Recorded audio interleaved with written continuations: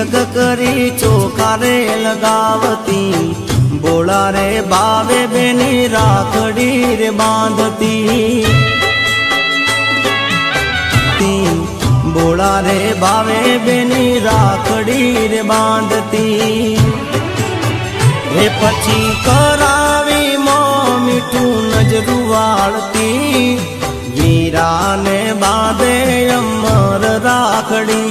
પછી કરાવી મોં મીઠું નજરું વાળતી, વીરાને બાંધે અમર રાખડી.